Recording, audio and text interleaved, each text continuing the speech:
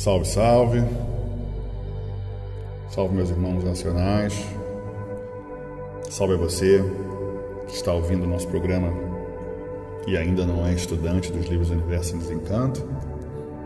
Esse é um programa que tem por objetivo falar sobre a história da cultura racional dos livros Universo em Desencanto e de um momento maravilhoso, de um presente que eu recebi, que eu venho aqui hoje dividir esse presente com vocês, que são cópias dos cadernos racionais que foram escritos à mão por um estudante da cultura racional, um estudante mais antigo, que era o estudante Álvaro, um irmão querido que já não se encontra entre nós. Ele me fez um pedido em 2006, em 13 de maio de 2006, para escanear esses documentos que são tão importantes.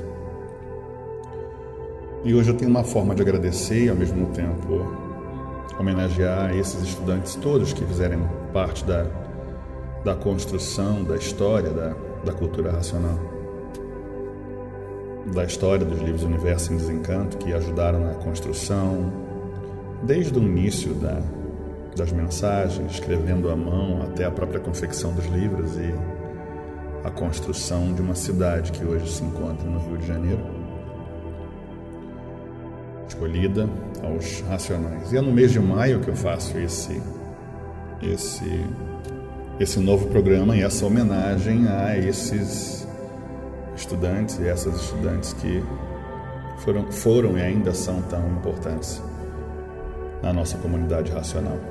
Então, esses cadernos racionais são cópias à mão das mensagens que foram ditadas em julho de 1946, e com os anos elas foram tomando forma e sendo corrigidas e posteriormente confeccionando 3 livros, que são os 3 amarelos, e posteriormente, anos depois, os livros Universo em Desencanto na sua composição final. Então, a única forma que a gente tem de avaliar esse processo é que a caligrafia do nosso irmão ela é comprovada, óbvio que e ao mesmo tempo existem alguns vídeos que eu vou colocar em anexo no final desse programa para que vocês possam acompanhar um pedacinho do que já foi falado, como é que era feito os livros. Vocês podem ver o vídeo na íntegra depois também nesse canal do YouTube, mas eu vou deixar só um pedacinho para concordar com a forma que foi produzidos os livros Universo em Desencanto, para que você possa acompanhar não só a mensagem e as suas modificações, mas a data das mensagens. Então, dando início ao primeiro caderno, a primeira leitura, ela não começa com data, as datas vão surgindo a partir do 3º ou do 4º capítulo, e você vai ver isso aí na tela, de acordo com que eu possa ir avançando. Caderno número 1, Imunização Racional. Advertência. A vida e a organização dos seres orgânicos são de uma forma tal que os seres orgânicos fazem confusões com a vida. A vida tem as suas organizações muito claras para quem sabe viver. Mas para quem não sabe viver, a vida se torna desorganizada. E os seres orgânicos imperam no digladiamento, na digladiação da vida. A vida, para ser bem formada e bem constituída, e firme e equilibrada, e o bom viver, é preciso que os seres orgânicos e as organizações sejam todas paralelas ou adequadas ao modo de que se constitui a vida. Que também a vida é constituída de diversas organizações e de diversos meios do poder da vida. O poder da vida está naquilo que as organizações podem corresponder para equivaler à vida. O que vale o vivente ter vida, viver e não saber viver? Não vale nada, porque quanto mais procura se organizar na vida, mais se desorganiza, e se desorganizando, mais o sofrimento vem tragando, e mais sofrimento é como a maré, sempre contra a maré, dentro do mar revolto. E assim estas tempestades que reinam na vida dos viventes, que naufraga essas vidas preciosas, por estas tempestades feitas por não saber viver. Fica o vivente a imaginar e a dizer, e quanto mais eu procuro o bem, mais ele de mim se distancia, mais longe fica, ou talvez no infinito, porque eu não enxergo o que eu vou fazer da vida. E fica o vivente neste crepúsculo amargo, neste sonho de sofredor, desamparado, neste sonho de lágrimas, neste pesadelo infernal, pensando uma infinidade de coisas e não sabendo como resolver o ideal. E assim,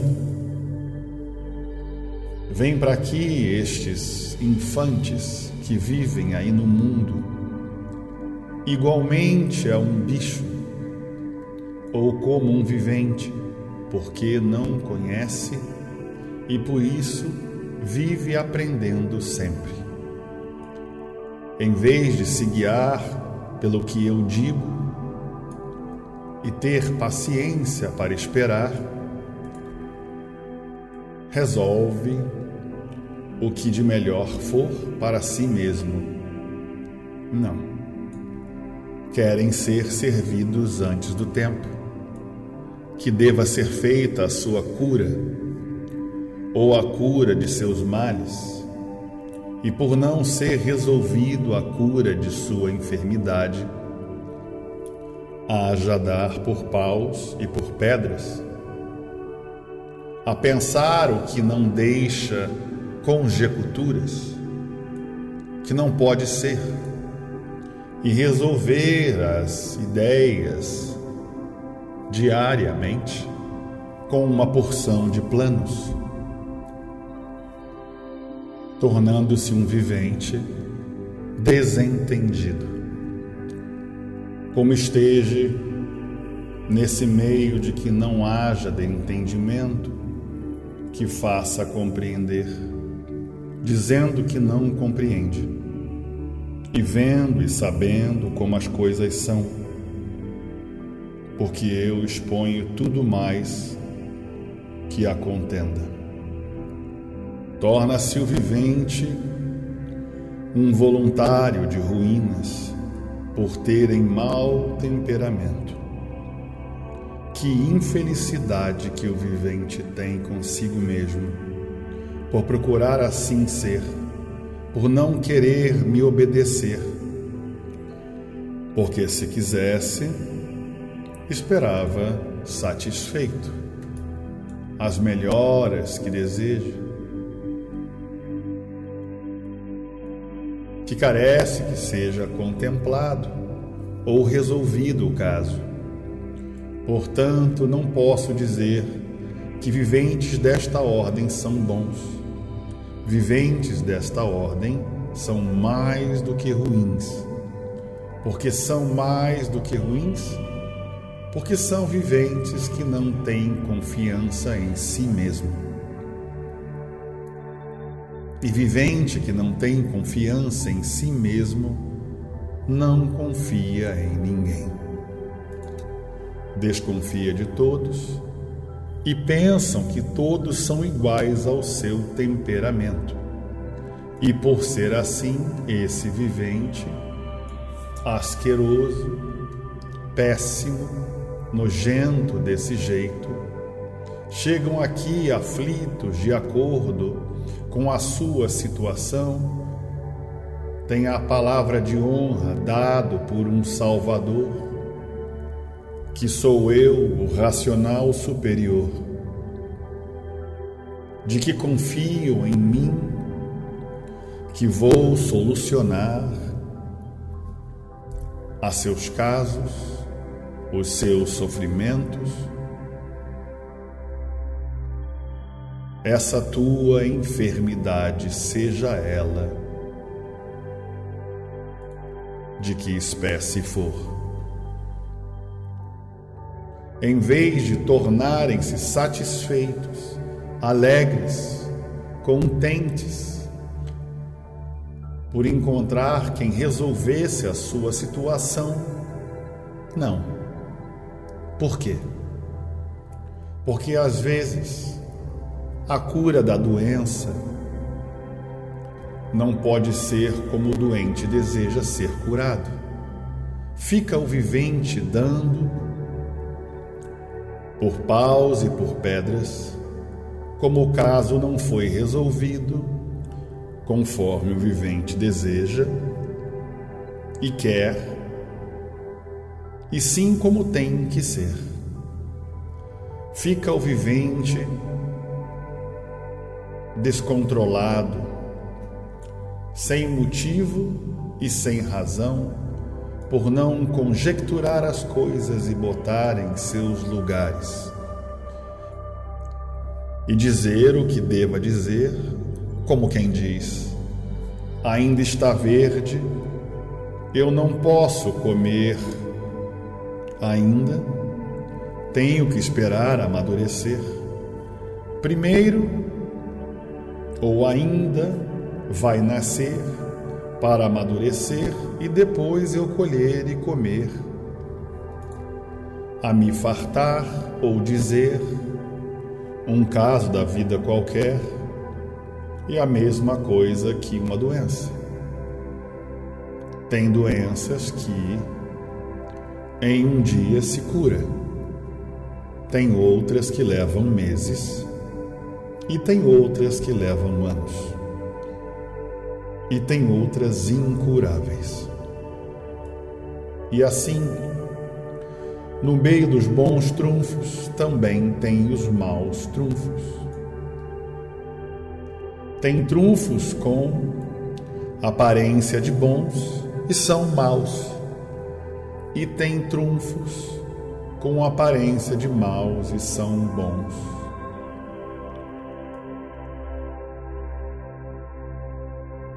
Tem trunfo que o vivente pensa que vai ganhar e perde. E tem trunfo com aparências de mal e o vivente ganha sempre.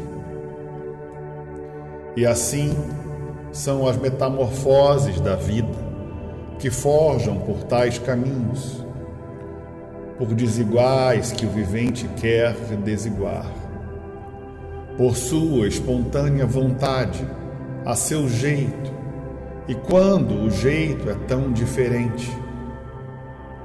E se o vivente soubesse traçar a vida, soubesse desiguar a vida, ninguém sofria. Viviam todos muito felizes. Portanto, vem a mim, por estarem infelicitados na vida. Vem à minha procura, ao meu encontro, a pedir socorro.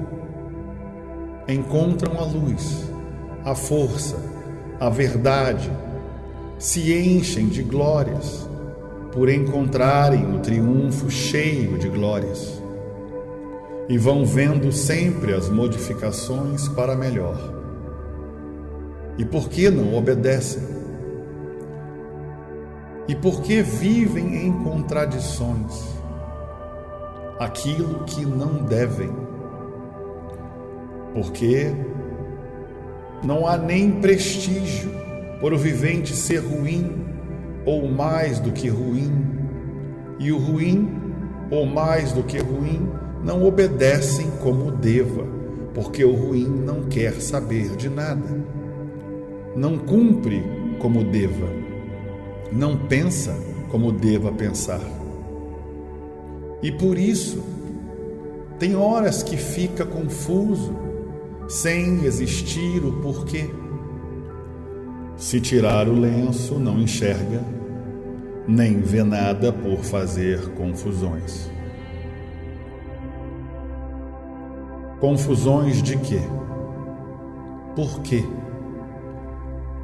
Por o vivente ser mais do que ruim. E o mais do que ruim é diabólico, e por ser diabólico é tentador de si mesmo. E sendo tentador de si mesmo, como pode ser obediente?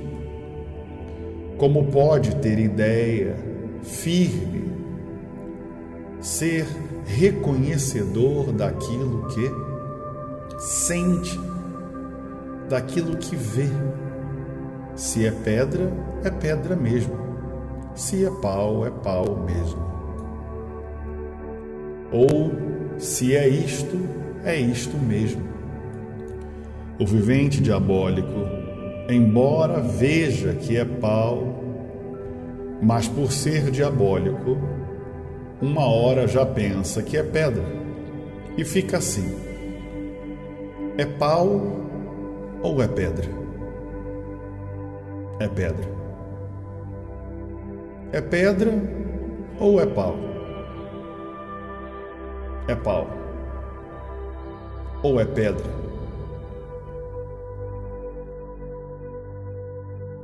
É pedra ou é pau?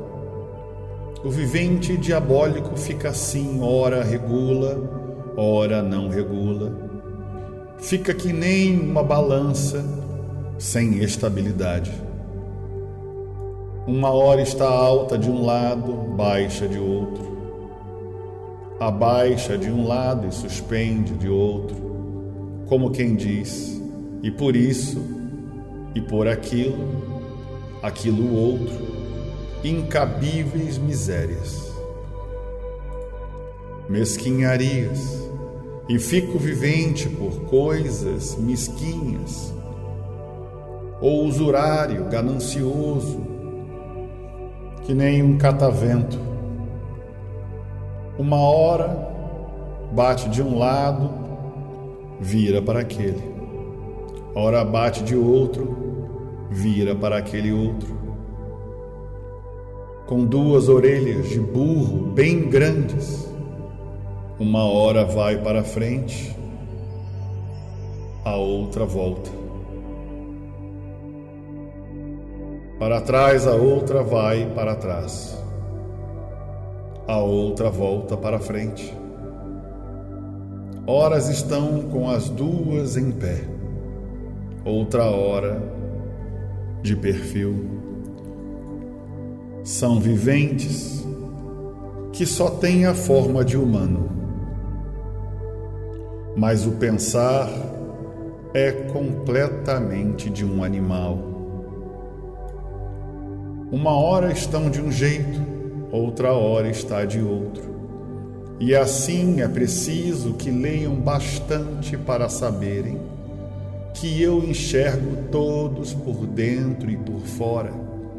Estou vendo todos, juntinho de todos, noite e dia e noite, em todos os lugares. É preciso que leiam para escutarem, ouvirem e saberem os chamados que eu vos faço e as respostas que eu vos dou e as comparações muito justas e perfeitas de como é tal qual eu aí exponho, indicando as maneiras a tomar e a se refrear destas asneiras todas e caduquices, que já é bem intolerante e intragável, para entrar em nível certo e em glórias para irem progredindo em tudo. Porque, do contrário, as coisas se modificam, indo em decadência sempre, embora estejam junto de mim, mas por não me obedecer, eu nada farei. E assim, para os obedientes tudo, e para os desobedientes nada. E assim é a vida desses plebeus oriundos. Sabem o que é plebeu oriundo? Quer dizer, povo miúdo sem classificação. Sem classificação quer dizer nulo. Por quê? Por fazer essas más interpretações que eu exponho e as outras mais que eu não vou fazer exposição de tudo, porque se for fazer a exposição de tudo, vou mexer na moral, aí então reduzindo de uma vez.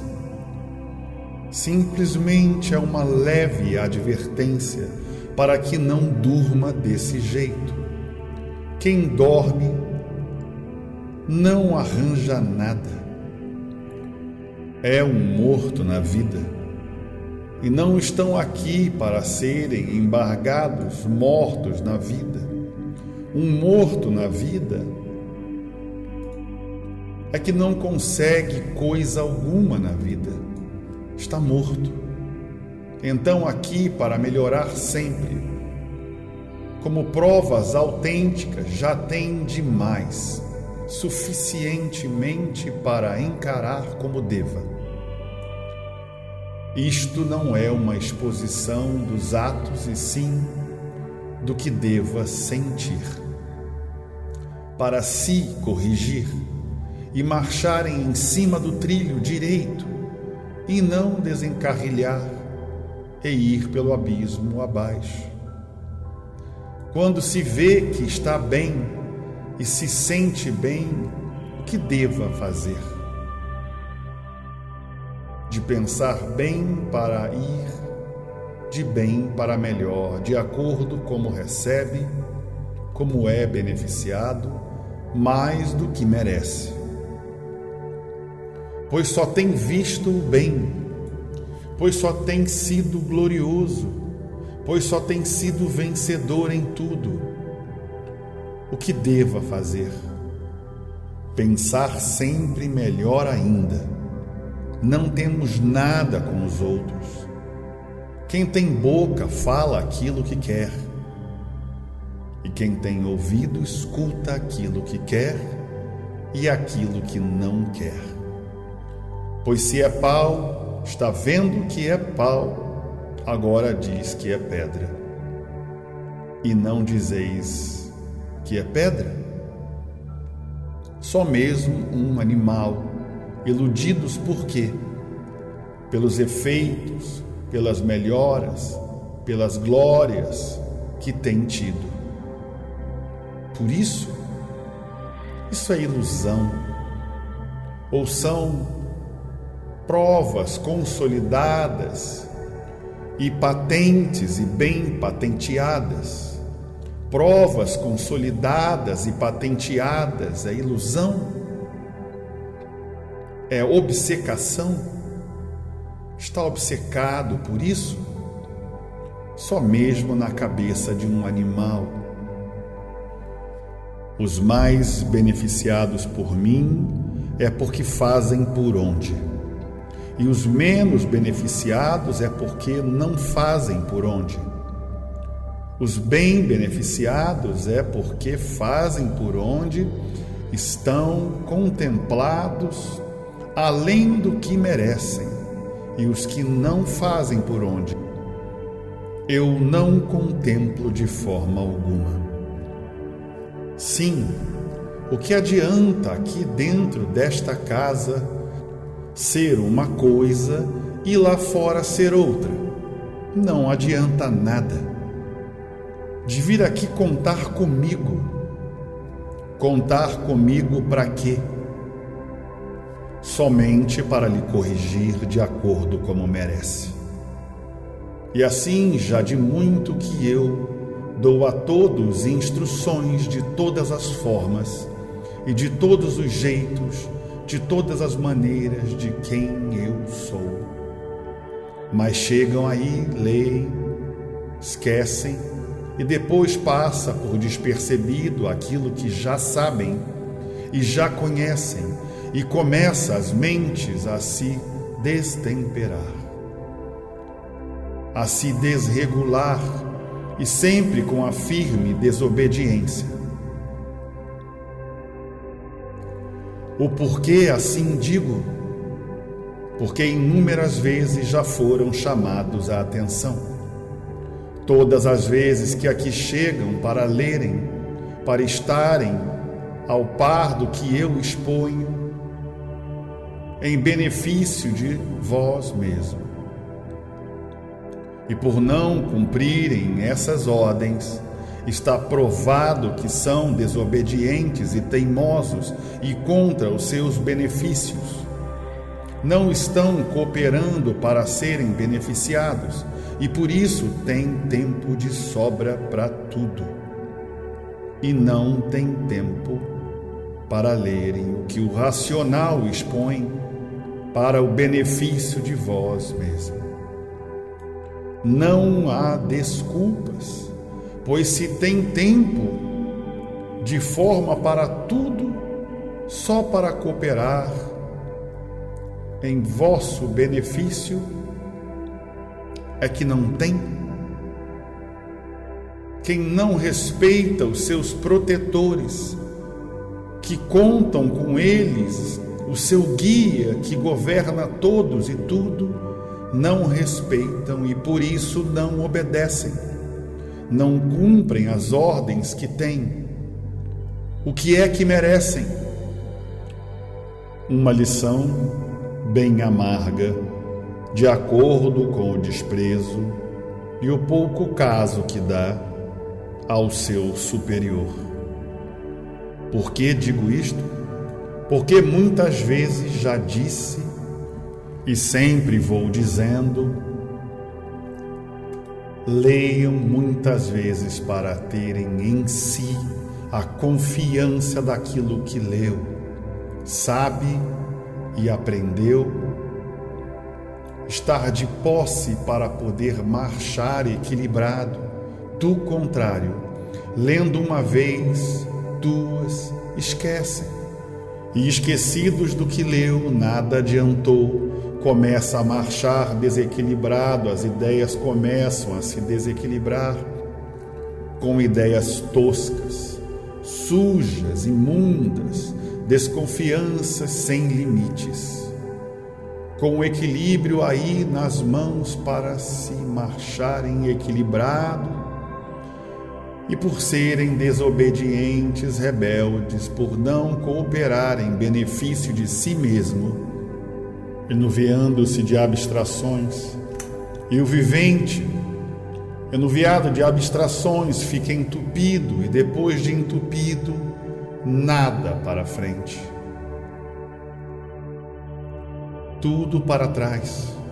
E aí desistindo, em vez de irem para melhores e glórias sucessivas, por serem desobedientes, teimosos, por não cumprirem as ordens que recebem, por não cooperar para a sua estabilidade, que é justamente o seu equilíbrio, que é justamente o que eu exponho repetidas vezes. Portanto, o caminho é de glórias sucessivas e multiplicadas para os obedientes. Os desobedientes naufragam. E o que às vezes se dá com os descuidados. No princípio, cumprem as ordens, são obedientes, melhoram extraordinariamente em tudo. Depois começam a desobedecer, a desvirtuar daquilo que era. Desobediências tais que começam a desistir, a piorar e tudo a andar para trás. E tudo. Culpado quem é? O próprio vivente. Quantas vezes eu já tenho dito, já não tem mais conta. Quando chegarem aqui, empatem o vosso precioso tempo, lendo, ou naquilo que for necessário, orientações. Onde está este cumprimento de ordem? Não há desculpas, porque tem tempo para tudo de sobra, e não tem tempo para cuidar daquilo que é mais essencial na vossa vida. Tenho dado provas bastantes para assim serem consideradas, que é a coisa mais essencial na vida de todos, esse dever aqui. Portanto, não descuidem mais. O que é de sério se toma a sério. O que é de sério se leva a sério. O que é de sinceridade se cumpre com sinceridade. Agora, os viventes que não são sérios, não assumem responsabilidades, que são sérias e por isso não cumprem. Sim, porque se dessem importância. Já chamei a primeira vez, a segunda, a terceira e mais vezes ainda. E onde está a honestidade? E assim tenho dito. E para falar a esse respeito, nós convidamos o senhor Francisco Fernandes da Silva, mais conhecido como senhor Chico, que acompanha o trabalho do nosso mestre há mais de 50 anos. Senhor Chico, como era a tenda espírita Francisco de Assis? A sala era enorme, aí continha os bancos para todo mundo sentava com a ordem. Cada qual sentava, se concentrava, chamava seus protetores. Os assistentes que estavam no presente conversavam com os protetores na época. Aí dizia tudo que a pessoa queria desejar saber no origem da sua vida. Eles contavam na época. E qual é o resultado dessas orientações dadas pelos guias? O resultado da orientação desses guias era cada qual tratar de um remédio, de uma coisa. Queria saber uma coisa, um significado pela vida dele, que eu via no trabalho dele, para os defeitos, os patrões que não estavam bem, outros queriam arranjar emprego, ou enfim, queria tratar os interesses da vida deles. E resolvia os problemas? Os problemas na ocasião resolvia. E o senhor era médium também? E qual era o guia que o senhor incorporava? Pai Joaquim de Umbanda. É que na realidade são habitantes do mundo racional que na época se incorporavam aqui na Terra, os médios humildemente como africanos, porque na época ninguém conhecia o mundo racional, então houve uma necessidade deles prepararem os médios para a nova fase que iria entrar em vigor. Como foi essa preparação, seu Chico? Desenvolvimento para os protetores, e eles davam um nome como africano, o velho fulano, guia fulano de tal, sim, na parte racional. Aí, então eles respeitavam. Quando eles se abaixavam, a primeira coisa eles salvavam o velho e depois salvavam o astral superior, e salvavam o velho e salvavam o reinado de Umbanda, que é a parte do alto, o racional superior. E eles falavam alguma coisa assim a respeito da humanidade de um modo geral? Falavam algumas coisas, eles falavam que a humanidade é atravessada uma fase diferente, superior a esta que nós superior que era interior. A fase ia mudar. Com as continuações do tempo, tudo ia se mudar, naturalmente. Ia mudando aos poucos, até chegar ao fim de tudo, cada qual chegar em seu lugar. Que aquele que estava seguro, que aproveitou na fase do espiritismo, que se preparou e se segurasse, que mais tarde ia mudar de fase e não haver preparamento para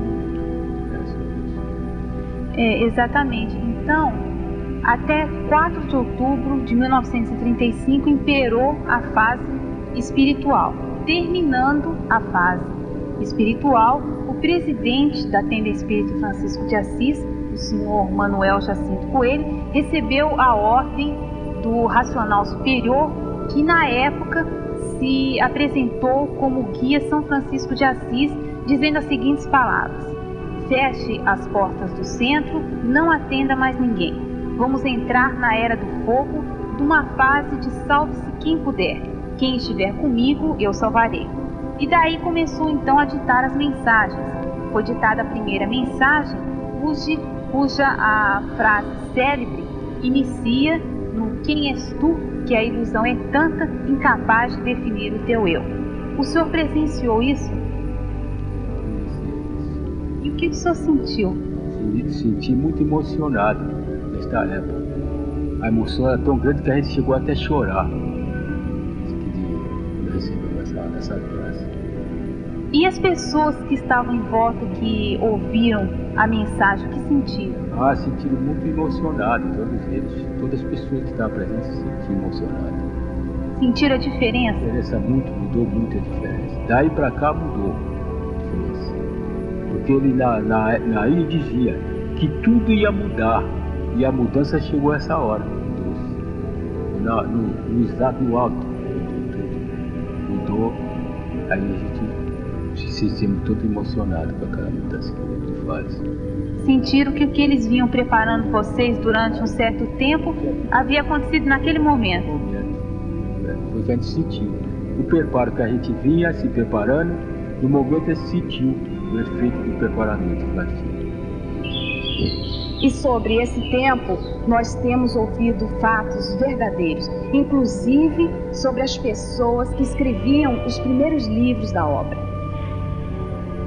Eram 3 senhoras que em 1935, nosso pai Manuel Jacinto Coelho chegou a ditar 3 livros ao mesmo tempo, para 3 pessoas diferentes.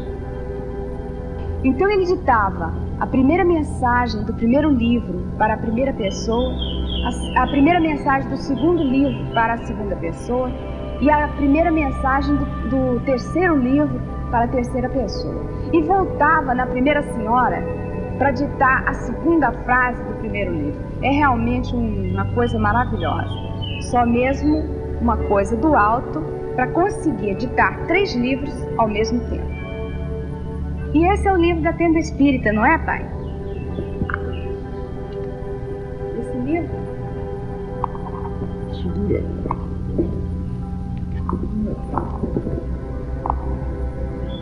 Esse livro foi feito em 1935. Tem 48 anos. Sim.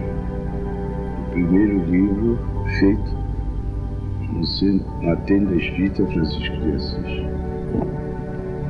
É verdade. Isso é uma relíquia que nós guardamos com muito carinho.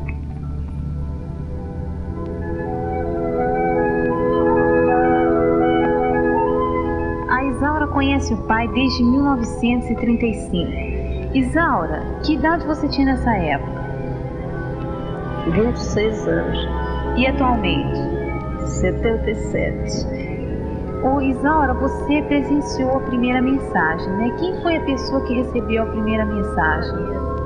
Maria.